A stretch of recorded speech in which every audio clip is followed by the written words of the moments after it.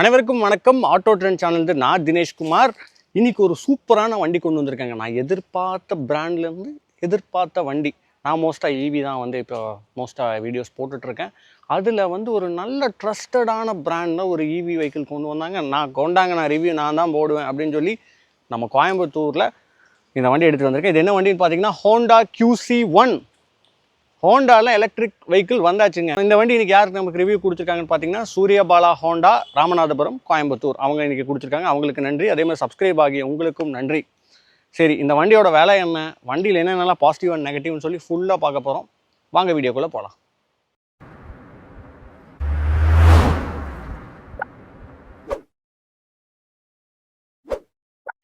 Honda QC1.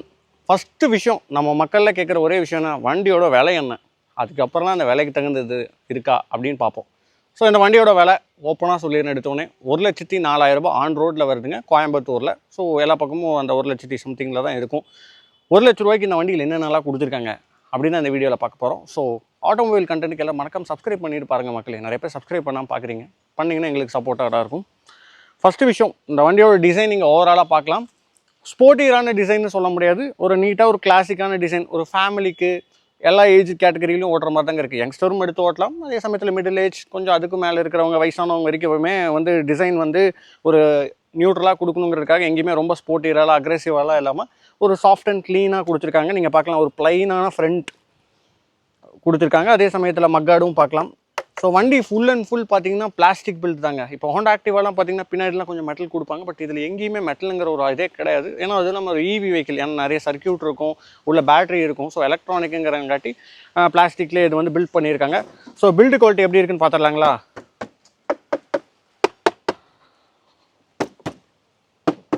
Same நம்ம deo இதெல்லாம் பார்த்துருப்பீங்க. ஸோ அந்த பிளாஸ்டிக் குவாலிட்டியில் தான் பில்ட் பண்ணியிருக்காங்க. இந்த கலர் பார்த்திங்கன்னா ஒரு ப்ளூ கலர். இதிலே 2 ப்ளூ வருது உங்களுக்கு. மொத்தமாக இந்த வண்டியில் 5 கலர் ஆப்ஷன் வருதுங்க. ஸோ ஒயிட்டு, பிளாக்கு, கிரே, அப்புறம் இந்த ப்ளூ ஒன்று, இதுக்கு அடுத்து ஒரு ஸ்கை ப்ளூ மாதிரி ஒன்று வருங்க. ஸோ இந்த 5 கலர் ஆப்ஷனோட கொடுத்துருக்காங்க. பில்டு ஓவராலாக பார்க்கும்போது நல்லா தான் இருக்குதுன்னு நான் சொல்லுவேன். Okay, not bad. நம்ம ஹோண்டா தரப்பில் டிசப்பாயின்மெண்ட் பண்ணல பில்டில். அடுத்த விஷயம், இந்த இடத்துல பார்த்தீங்கன்னா ஒரு சின்ன வைசர் கொடுத்துருக்காங்க. அப்புறம் இந்த இடத்துல நம்பர் பிளேட்டிங்கான ஃப்ரேமிங் வருது. நான் சொன்ன மாதிரி தான் டிசைன் நீட் அண்ட் க்ளீனாக கொடுத்துருக்காங்க. அப்புறம் ஹெட்லாம்ப் பார்த்தீங்கன்னா ஃபுல்லி LED இங்கே கொடுத்துருக்காங்க. ஸோ நீங்கள் இங்கே பார்க்கலாம், நீட் அண்ட் க்ளீனாக அழகாக கொடுத்துருக்காங்க. நம்ம ரிஸ்டா, iQube இதெல்லாம் பார்த்தீங்கன்னா இந்த இடத்துலலாம் ப்ளேஸ் பண்ணியிருப்பாங்க. ஸோ அது காம்படிஷனாகவும் வரணுங்கிறதுக்காக இந்த இடத்துல அழகாக ப்ளேஸ் பண்ணியிருக்காங்க. அப்புறம் இந்த இடத்துல ஹோண்டா அப்படின்னு சொல்லி அந்த லைட்டில் பேட்ஜிங் பண்ணியிருக்காங்க உள்ள. அடுத்த விஷயம், மக்காடும் ஓகே. அதுக்கு எட்ஜில் பார்த்தீங்கன்னா உங்களுக்கு அந்த பிளாக் கலரான ஒரு பார்டர் கொடுத்துருக்காங்க. ஸோ இதுவும் டிசைன் பார்க்கவும் நல்லாயிருக்கு, குவாலிட்டியும் ஓகே. அப்புறம் அப்படியே ஃப்ரண்ட்டில் பார்த்தீங்கன்னா டெலஸ்கோபிக் சஸ்பென்ஷன் கொடுத்துருக்காங்க. ஃப்ரண்ட்டில் உங்களுக்கு அலாய் வீல் வருது. சைஸ் என்னென்னு பார்த்தீங்கன்னா 90க்கு 90 12 இன்ச் வீல் வருதுங்க. ஸோ 12 இன்ச் வீல் ஃப்ரண்ட்டில் சூப்பர். அடுத்தது இங்கே நீங்கள் பார்க்கலாம், ஏன்னா இது 2 கேபிள் வருதுன்னு பார்த்தீங்கன்னா இது எல்லா வண்டிகளும் இப்போ ஸ்டாண்டர்டைஸ் பண்ண மாதிரி ட்ரம் பிரேக்னாலே காம்பிக் பிரேக் வந்துருங்க. CBS டெக்னாலஜியோடு வந்துடுது. வண்டியோட சைட் ப்ரொஃபைலில் பார்த்துட்டிங்கன்னா உங்களுக்கு அந்த பிளாக் சொரசொரம் ஃபினிஷிங்கில் தான் கொடுத்துருக்காங்க, ஒரு மேட் ஃபினிஷிங் பிளாக்கில். ஸோ இது இந்த இடத்துல பிளாக் கொடுத்தது பார்க்க எடுப்பாக தாங்க இருக்குது. குவாலிட்டியும் ஓகே தான். இந்த இடத்துல நீங்கள் சைடு ஸ்டாண்ட் பார்க்கலாம். இந்த சைடு ஸ்டாண்ட் நீங்கள் எடுத்து விட்டிங்கன்னா இந்த சைடு ஸ்டாண்ட் அழகாக இப்போ ஹைட் ஆகிக்குதுங்க. ஸோ அந்த கவரு கீழே அழகாக ஹைட் ஆகிற மாதிரி கொடுத்துருக்காங்க. ஸோ அதனால் ஆக்வர்டாக தெரியாது சைடு ஸ்டாண்ட். நீட் அண்ட் அந்த ஃபினிஷிங் ஒரு ஃபினிஷிங்காக இருக்குங்க. அப்புறம் அந்த சைடு ஸ்டாண்டோட அந்த நம்ம காலில் தள்ளுறதுக்கான மவுண்ட்டு மட்டும் உங்களுக்கு வெளியில் அழகாக தெரியும். அடுத்து நீங்கள் பின்னாடி பார்க்கலாம். பின்னாடி உட்காரவங்களுக்கான ஃபுட் பேக்ஸ் இந்த இடத்துல கொடுத்துருக்காங்க, மெட்டலில் கொடுத்துருக்காங்க. அதுக்கு மேலே கவர் பார்த்தீங்கன்னா ரப்பர் மவுண்டட் கொடுத்துருக்காங்க. கொஞ்சம் சின்னதாக இருக்குதுன்னு சொல்லுவேன், ஏன்னா மித்ததெல்லாம் கொஞ்சம் பெருசாக இருக்கும். இது இவ்வளோ தான் இருக்குது. ஸோ சின்ன சைஸாக தான் இருக்குது. அப்புறம் இந்த சைட் ப்ரொஃபைல் நீங்கள் பார்க்கலாம், எந்த கிராஃபிக்ஸ் எதுவுமே கிடையாது. பாடி கலரோட நீட் அண்ட் க்ளீனாக கொடுத்துருக்காங்க. பின்னாடி நீங்கள் பார்க்கலாம் LED பிரேக் லாம்ப்ஸ் கொடுக்குறாங்க, LED இண்டிகேட்டர்ஸ், அப்புறம் நம்பர் பிளேட் லைட் கொண்டு பார்த்தீங்கன்னா LEDயில் தான் கொடுக்குறாங்க. அப்புறம் இந்த இடத்துல பார்த்தீங்கன்னா ரியர் மக்கார்ட். ஸோ மக்காடும் நல்ல பெரிய சைஸில் வீலை கவர் பண்ணி கொடுத்துருக்காங்க. ஸோ மழை காலத்தில் அது ப்ரொடெக்ஷனாக தாங்க இருக்கும், பின்னாடி வர வண்டிக்கு சேறு தெளிக்காமல் இருக்க.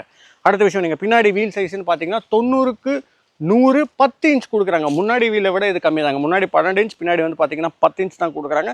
இது ஒரு BLDC ஹப் மோட்டார் கொடுக்குறாங்க. ஆனால் இதோட பேட்டரி கெப்பாசிட்டி எவ்வளோன்னு கேட்டிங்கன்னா அங்கே தாங்க நீங்கள் ஷாக் ஆவீங்க. 1.5 கிலோவாட். என்ன இவ்வளோ கம்மியாக இருக்குன்னு கேட்குறீங்களா? பட் ஆனால் இதோட ரேஞ்ச் கேட்டிங்கன்னா கொஞ்சம் ஜாஸ்தியாகவே இருக்கும். பிகாஸ் ஆஃப் ஹப் மோட்டர் அவ்வளோ பவர் கன்சப்ஷன் பெருசாக எடுத்துக்காது. நம்ம மெயின்டைன் பண்ணி ஓட்டினா நீங்கள் ரேஞ்சும் இன்க்ரீஸ் பண்ணிக்கலாம். ஒரு ஃபுல் சார்ஜ் நீங்கள் இந்த வண்டியை நீங்கள் போட்டிங்கன்னா எக்கனாமியில் 80 கிலோமீட்டர் போகலாம். ஸ்டாண்டர்ட் மோடுன்னு சொல்லி அடுத்த ஒரு மோட் கொடுத்துருக்காங்க. அது இன்னும் கொஞ்சம் ஸ்பீடெல்லாம் அதிகமாக போகும். அதில் பார்த்தீங்கன்னா உங்களுக்கு வந்து 50 கிலோமீட்டர் வரைக்கும் போகும்னு சொல்லி கம்பெனி தரப்பில் சொல்கிறாங்க. எனக்கு என்னென்னா 2 மோட் தான் கொடுத்துருக்காங்க. ஒன்று வந்து எக்கனாமி, இன்னொன்று வந்து ஸ்டாண்டர்டு. இதில் எவ்வளோ ஸ்பீடு போகும் அப்படின்னு கேட்டிங்கன்னா எக்கனாமியில் வெறும் 32 கிலோமீட்டர் அதிகபட்ச ஸ்பீட் கிலோமீட்டர் போகுங்க. அதே மாதிரி உங்களுக்கு ஸ்டாண்டர்ட் மோடில் பார்த்தீங்கன்னா 52 கிலோமீட்டர் மேக்ஸிமம் ஸ்பீடு வந்து போகுங்க. இது வந்து ஒரு ஹோண்டாவில் ஒரு என்ட்ரி லெவல் இவி வெஹிக்கிளாக அவங்க லான்ச் பண்ணியிருக்காங்க. இதை பேஸ் பண்ணி தான் இன்னும் அடுத்தது அவங்க மக்களோட ஃபீட்பேக்லாம் எடுத்து இன்னும் அடுத்து பேட்டரி இன்க்ரீஸ் பண்ணுறதா, பவர் என்ன கேட்குறாங்க அப்படிங்கிறத வந்து அவங்க அனலைஸ் பண்ணி இன்னுமே நிறையா வந்து அவங்க ஈவியில் வந்து ஃபோக்கஸ் பண்ணி பண்ணுவோம் அப்படின்னு சொல்லி அவங்க சைடில் சொல்லியிருக்காங்க. ஸோ இந்த வண்டியோட சாவியை நீங்கள் பார்க்கலாம். டிப்பிக்கலி இது ஆக்டிவா சாவிங்க. ஆக்டிவாவோட சாவி தான் கொடுத்துருக்காங்க. இந்த யூனிட்டும் பார்த்தீங்கன்னா அப்படியே ஆக்டிவாவில் வர ஆக்டிவா டியோ இதில் எல்லாத்துலேயுமே வர சாவி யூனிட் தாங்க. ஸோ நீங்கள் நார்மலாக சாவி போகிறது, அப்புறம் அந்த கீ போர்ட்டை லாக் பண்ணுறது, இன்க்ளூடிங் எல்லா ஸ்பெசிஃபிகேஷனுமே அதே தாங்க. ஏன்னா அந்த சாவி போர்ட்டை தான் இதுக்கு யூஸ் பண்ணியிருக்காங்க. ஸோ நீங்கள் ஃபஸ்ட்டு ஆன் பண்ணிங்கன்னா சீட் ஓப்பன் பண்ணலாம். ஸோ அந்த ஸ்விட்சிங் இருக்குது. ஸோ சீட் ஓப்பன் பண்ணி எவ்வளோ அண்டர் த ஸ்பேஸ் இருக்குதுன்னு பார்த்தீங்கன்னா under the seat boot space பார்த்தீங்கன்னா 26 லிட்டர்ஸுங்க. ஸோ இந்த இடத்துல கொஞ்சம் அப்படியே கிராஜுவலாக இறங்குது. ஸோ இந்த மாதிரி இறங்குது. அப்புறம் இங்கே பார்த்தீங்கன்னா ஒரு சின்ன ஸ்பேஸ் கொடுத்துருக்காங்க. இது ரெண்டுமே வந்து பார்த்திங்கன்னா மவுண்ட் வந்து கொஞ்சம் கவர் பண்ணாலும் பட் ஓரளவுக்கு நீட்டாக இருக்குது. இது வந்து பார்த்திங்கன்னா portable charger, onboard charger. So இதை நீங்கள் பார்க்கலாம்.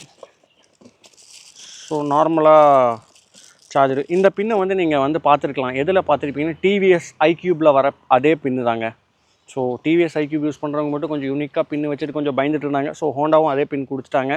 ஸோ டிவிஎஸ் யூஸ் பண்ணுறவங்களுக்கும் சந்தோஷம் தான். ஏன்னா ஒரே டைப் பின் வந்து இனி வந்து மார்க்கெட்டில் வந்து அடுத்தடுத்த இவி வெஹிக்கிளில் வரும்னு பயப்பட தேவையில்லை. இந்த ஆன்போர்ட் சார்ஜர் வச்சு இந்த வண்டி எவ்வளோ சார்ஜ் பண்ணலாம் அப்படின்னு பார்த்தீங்கன்னா கிட்டத்தட்ட 0 to 100ங்கிறது வந்து பார்த்திங்கன்னா 6.25 மணி நேரம், முழுசாக ஒரு 6 மணி நேரம் நீங்கள் சார்ஜ் பண்ணணும். 1.5 கிலோ பேட்டரியாக இருந்தாலும் அந்த 6 மணி நேரம் எதுக்குன்னா ஸ்லோ சார்ஜிங்கில் தான் வந்து ஸோ பேட்டரி டேமேஜ் ஆகாது. நீங்கள் ஒரு 20 to 80% நீங்கள் ஃபில் பண்ணோம் அப்படின்னா உங்களுக்கு வந்து 4.5 மணி நேரத்தில் வந்து சார்ஜ் வந்து ஃபுல் சார்ஜ் ஆயிருங்க. சரி, அடுத்த விஷயம் கீழே சீட் ஸ்டோரேஜ் பார்த்தீங்க. அடுத்து முன்னாடியும் பார்த்தீங்கன்னா ஒரு சின்ன ஸ்டோரேஜ் ஸ்பேஸ் கொடுத்துருக்காங்க. ஒரு நீட்டாக கொடுத்துருக்காங்கன்னு வைங்களேன். ஒரு 2 மொபைல், ஒரு பர்ஸ் வச்சுக்கலாம் நீங்கள். நல்லா கொஞ்சம் உள்ள வரைக்கும் போகுது.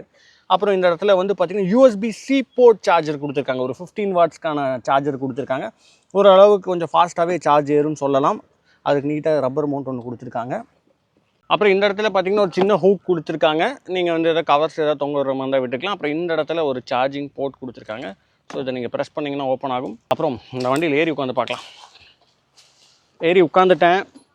நான் வந்து பார்த்தீங்கன்னா ஒரு 6 இருப்பேன், 5.9 6 இருப்பேன். எனக்கு வந்து வண்டியில் ஏறி உட்காந்தோடனே கரெக்டாக இருக்குதுன்னு சொல்லுவேன். கால் வந்து கரெக்டாக லேண்ட் ஆகுது. இதே ஒரு 5.5க்கு மேலே இருக்கிறவங்க எல்லாருமே கம்ஃபர்டபுளாக உட்காரலாம். பிலோ 5.5 ஹைட்டில் இருக்கிறவங்க கொஞ்சம் கால் வந்து ஃப்ரண்ட் டோ தான் படும், பின்னாடி குதி அளவுக்கு படாது. அடுத்த விஷயம், நான் கால் எடுத்து இங்கே வச்சேன்னா நீரும் வந்து நல்லாவே இருக்குங்க. இது நான் சொன்ன மாதிரி சின்ன ஸ்கூட்டராக இருந்தாலும் நீரும் வந்து கரெக்டாக கொடுத்துருக்காங்க. அப்புறம் கால் வைக்கிற இடம் பார்த்தீங்கன்னா ஒரு உங்களோட ஷூ போட்டு நீங்கள் வச்சிங்கன்னா ஒரு 3 இன்ச் கேப்பு தான் இருக்கும். நீங்கள் அதில் மட்டும்தான் நீங்கள் ஃப்ரண்ட் அண்ட் பேக் வந்து நகர்த்திக்க முடியும். மற்றபடி பெருசாக குறைகள்னு சொல்கிறதுக்கு எதுவுமே இல்லை. ஃபிட்டிங் கரெக்டாக இருக்குது. ஒரு சின்ன அதான் நான் சொன்ன லென்த்தும் கம்மி. வண்டி ஸ்கூட்டரும் ஒரு மிட் சைஸ் ஸ்கூட்டர் தான்.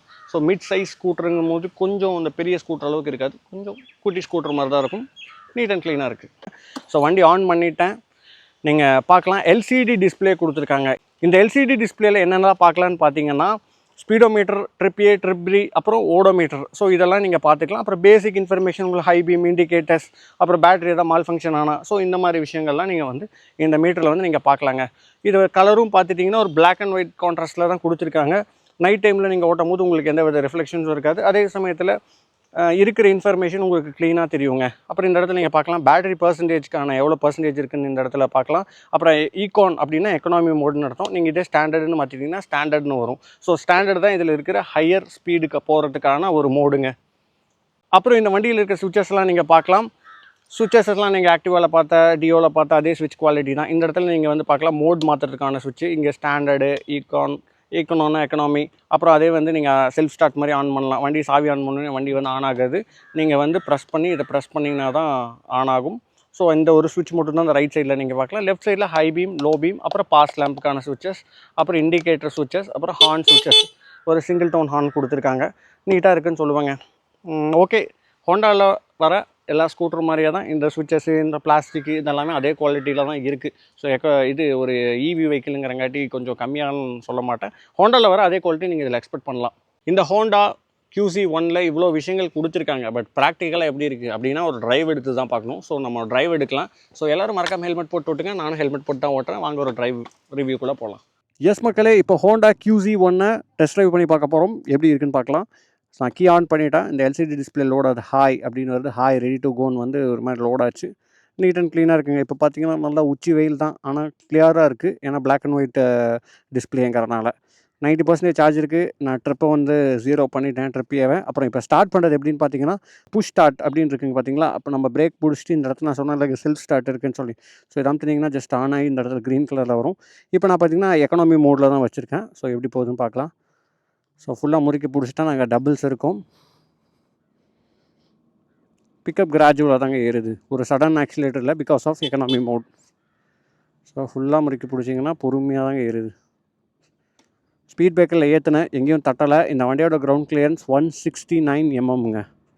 ஸோ எந்த இடத்துலையும் தட்டலை, 2 பேர் உட்காந்தோம். ஸோ இதில் மேக்ஸிமம் ஸ்பீடுன்னு பார்த்தீங்கன்னாலே 32 km தான்.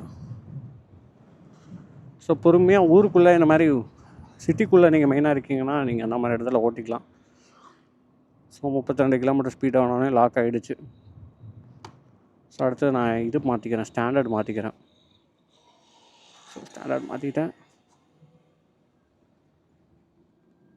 ஸோ டயர் சைஸ் சின்ன சைஸ் மாதிரி இருந்தாலும் ஐ மீன் போதிய லெவலில் தான் இருக்குது. ஏன்னா இந்த பவருக்கு இது போதுங்க. ஸ்பீட் பிரேக்கர்லேயும் அதே மாதிரி தட்டுறதில்லை. கிரவுண்ட் கிளியரன்ஸ் ஓகே, டயரும் டீசெண்டாக இருக்குது. ஸோ கிராஜுவலாக தாங்க இன்க்ரீஸ் ஆகுது. இப்போ நான் பிரேக் பிடிக்கிறேன். ரெண்டுமே ட்ரம் பிரேக்கு. ஸோ நீங்கள் ஆல்ரெடி ட்ரம் பிரேக் யூஸ் பண்ணுற ஸ்கூட்டர்லலாம் எப்படி இருக்குமோ அதே மாதிரி தாங்க இருக்குது. அடுத்த விஷயம், வண்டி கார்னரிங்க்கு வண்டி பாடி பேலன்சிங் வந்து பார்த்திங்கன்னா பக்காவாக தாங்க இருக்குது. வண்டி வந்து பார்த்திங்கன்னா 1.5 கிலோ பேட்டரி உள்ளே ப்ளேஸ் பண்ணியிருக்காங்க. கரெக்டான இடத்துல ப்ளேஸ் பண்ணியிருக்காங்க. வண்டி லெஃப்ட்டோ ரைட்டோ இழுக்கிறது இல்லை. பிகாஸ் ஆஃப் அந்த ஸ்லோ ஸ்பீட்னால நமக்கு அந்த பேலன்சிங் வேணால் மிஸ் ஆகுதே தவிர நார்மலாக பாருங்கள் வண்டி கை எடுத்திங்கன்னா கூட ஸ்டாண்டர்டாக தான் போகுது. ஹார்னும் சிங்கிள் டோன் தான்.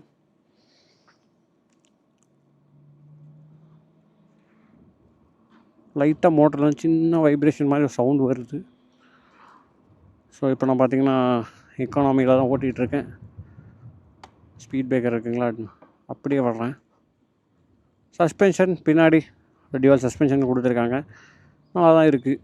பெருசாக ட்ராபேக்குங்கிற அளவுக்கு இல்லைங்க. எல்லாமே ஓரளவுக்கு நீட்டாக தான் இருக்குது. ஹோண்டாவில் நார்மலாக மெயின்டைன் பண்ணுற மாதிரி குவாலிட்டி மெயின்டைன் பண்ணியிருக்காங்க. ஏன்னா பிக்கப் தான் கொஞ்சம் கம்மியாக இருக்கிற மாதிரி ஃபீல் ஆகுதுங்க. ஸோ இப்போ ஸ்டாண்டர்ட் மாற்றிட்டேன். மாற்றின உடனே அதான் பிக்கப் எந்த வித சேஞ்சஸும் இல்லை. சஸ்பென்ஷனு ஓகே,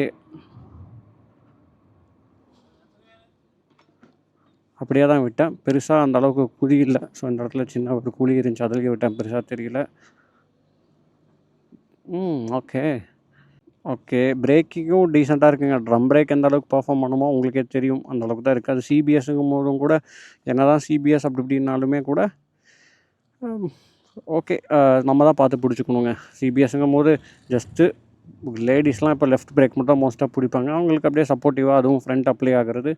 சேஃப்டி இஷ்யூஸில் ஓகே, பட் அவ்வளோ சேஃப்டியானு கேட்டிங்கன்னா கிடையாது. நான் சொன்னதான் பிக்கப் வந்து நீங்கள் கிராஜுவலாக தாங்க ஏறும். ஏன்னா 1.5 kW battery, BLDC motor, hub மோட்டருங்கும் போது ஸ்லோப்ஸ்லலாம் வண்டியை சடனாக ஏற்றுனீங்கன்னா கொஞ்சம் ரொம்ப பொறுமையாக தான் ஏறும். நீங்கள் அந்த ஃப்ளோலேயே ஏற்றுனீங்கன்னா தான் ஸ்பீட் மெயின்டைன் பண்ண முடியும். இங்கே பார்க்கலாம், நீங்கள் நமக்காகவே போட்டுவிட்ட ஆஃப் ரோட் ட்ராக் மாதிரி இருக்குது. ஆஃப் ரோடு இந்த வண்டிக்கு இதுவே ஆஃப் ரோடுன்னு தான் நான் சொல்லுவேன். எப்படி இருக்குன்னு பார்க்கலாம் இந்த வண்டியை விட்டு. குண்டும் வெளியில் விட்டிங்கன்னா வைப்ரேஷன்ஸ் பெருசாக தெரியல. என்ன இந்த மீட்டர்லாம் கொஞ்சம் வைப்ரேட் ஆகிற மாதிரி தெரியுது. பட் ஆனால் சர்ப்ரைசிங்லி எங்களுக்கு சீட்டுக்கு எந்த வித குதியும் தெரிலிங்க, எந்த விதமான ஒரு அதிர்வும் தெரிலிங்க. வாவ், பிக்கப் நான் சொன்ன கொஞ்சம் கம்மியாக தான் இருக்குது. ஆனால் மூவ் ஆகிடுது சடன்னு.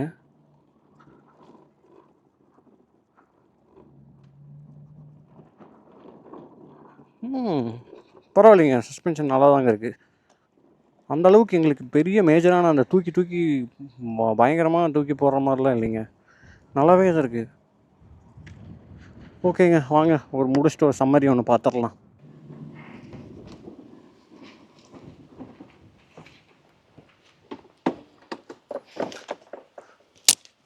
எஸ் மக்களே, QC1 ஹோண்டா QC1 வந்து டெஸ்ட் ட்ரைவ் பார்த்துட்டோம். எப்படி இருந்துச்சு அப்படின்னு கேட்டிங்கன்னா, ஃபஸ்ட்டு விஷயம் நல்லா இருக்கிற விஷயத்த நான் சொல்லிடுறேன். ஃபஸ்ட்டு விஷயம் சஸ்பென்ஷன்ஸ் நல்லா இருக்குங்க. ஏன்னா பேட் ரோட்ஸில் நாங்கள் ட்ரை பண்ணப்போ சின்ன ஒரு வைப்ரேஷன்ஸ் கூட பெரிய லெவலில் தெரில. அதே மாதிரி கிரவுண்ட் கிளியரன்ஸ் 169 mm நல்லா சப்போர்ட் பண்ணிச்சுன்னு சொல்லலாம். நாங்கள் டபுள்ஸில் இருந்தோம், ஸ்பீட் பிரேக்கரில் ஏற்றணும், எங்கேயுமே தட்டல. அது ஒரு அடுத்த விஷயம். அடுத்த பாடி பேலன்சிங்லாம் நல்லா மெயின்டைன் பண்ணியிருக்காங்க. பேட்டரி கரெக்டான இடத்துல ப்ளேஸ் பண்ணி வண்டி இதெல்லாம் கொடுத்துருக்காங்க. சரி, இப்போ மெயினான விஷயத்துக்கு வருவோம். இந்த வண்டியோட ப்ரைஸ் எவ்வளோ? 1,04,000. இதுக்கு வர்த்தியாக என்னென்ன ஃபீச்சர்ஸ் கொடுத்துருக்காங்க பார்த்தீங்கன்னா, இது எல்லாமே கொடுத்துருக்காங்க. குவாலிட்டி எல்லாமே ஓகே.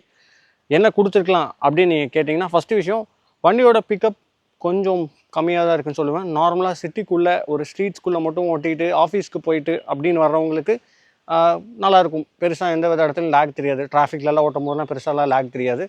அதே மாதிரி ஸ்பீட் ரேஷியோ எக்கனாமியில் 32ங்கும் போது கொஞ்சம் கம்மியாக தான் இருக்குது. ஸ்டாண்டர்ட்லேயே 52ங்கும் போது அப்போ மோஸ்ட்டாக நம்ம ஸ்டாண்டர்ட்லேயே தான் ஓட்டுற மாதிரி இருக்கும். ஏன்னா ஒரு 40 to 50ங்கிறது தான் ஒரு ஆவரேஜ் ஸ்பீடு. இது என்னோட சஜஷனாக சொல்கிறேன். உங்களோட கருத்துக்களை நீங்கள் கமெண்ட் செக்ஷனில் தெரிவிக்கலாம். நான் எதாவது மிஸ் பண்ணியிருந்தாலும் அதையும் நீங்கள் கமெண்ட் செக்ஷனில் தெரிவிங்க. அடுத்த விஷயம், இந்த வண்டியில் என்ன கொடுத்துருக்கலாம் அப்படின்னு கேட்டிங்கன்னா, மெயினான விஷயம் ரீஜன் பிரேக்கிங் வந்து கொடுத்துருக்கலாங்க. இது என்ன தான் ஒரு 1.5 கிலோ பேட்டரி கம்மியான சின்ன பேட்டரியாக இருந்தாலுமே கூட ரீஜன்னு கொடுக்கும்போது கொஞ்சம் வண்டி வந்து நம்ம ஆக்சிலேட்டர் பண்ணிட்டு விடும்போது அந்த ரீஜன் ஆகும்போது அதிலே வந்து நம்ம கொஞ்சம் பிரேக்கிங் எஃபிஷியன்சி மாதிரி இருக்கும். அதே சமயத்தில் பேட்டரியோட சார்ஜிங்கும் மெயின்டைன் ஆகுங்க. அப்பப்போ கொஞ்சம் ரீசார்ஜ் மாதிரி ஆகி கொஞ்சமாச்சும் அட்லீஸ்ட் இருக்கிற பேட்டரியை மெயின்டைன் பண்ணும் மல்டிபிள் ரோட்ஸில் ஓட்டும் போது. ஸோ அது கொடுத்துக்கலாம். இன்னொரு விஷயம், ரிவர்ஸ் கியர் கிடையாதுங்க. இப்போ இருக்கிற பெரும்பாலும் இருக்கிற லோக்கல் எலக்ட்ரிக் ஸ்கூட்டரில் கூட ரிவர்ஸ் கியர் கொடுக்க ஆரம்பிச்சிட்டாங்க. பட் ஹோண்டா சைட்லேருந்து ஏன் கொடுக்கலங்கிறது எனக்கு ஒரு கேள்விக்குறியாக தான் இருக்குது. பட் கொடுத்த வரைக்கும் எல்லாமே நல்லா சூப்பராக தான் கொடுத்துருக்காங்க. மீட்டர் ஆகட்டும், மீட்டரில் வர டீட்டெயில்ஸ் ஆகட்டும், பிரேக்கிங் ஆகட்டும், சஸ்பென்ஷன் ஆகட்டும், எல்லாமே வந்து நல்லா நீட்டாக தான் கொடுத்துருந்தாங்க. ஸ்விட்ச் quality everything was good. So இதெல்லாம் கொடுத்துருக்கலாம். ரீஜன் பிரேக்கிங், அடுத்த விஷயம் ரிவர்ஸ் கியர், அப்புறம் மெயினாக டிஸ்க் பிரேக் கூட கொடுத்துருக்கலாம். இனி கூட 1,04,000 ஒரு இன்னொரு 4,000 5,000 சேர்த்து கூட வச்சு இந்த விஷயங்களெல்லாம் ஆட் பண்ணியிருந்தா இன்றைக்கி இருக்கிற மார்க்கெட்டில் மித்த காம்படிஷனில் பண்ணும்போது போதிய லெவலாக இருந்திருக்கும்னு என்னோட கருத்துக்கள். அதேமாதிரி உங்களோட கருத்துக்களை மறக்காமல் நீங்கள் கமெண்ட் செக்ஷனில் சொல்லுங்கள். நான் எதாவது மிஸ் பண்ணியிருந்தாலும் சொல்லுங்கள். மேலும் அடுத்தது ஒரு சூப்பரான ஒரு பைக் ரிவ்யூவில் வந்து உங்களை நான் சந்திக்கிறேன். நன்றி, வணக்கம்.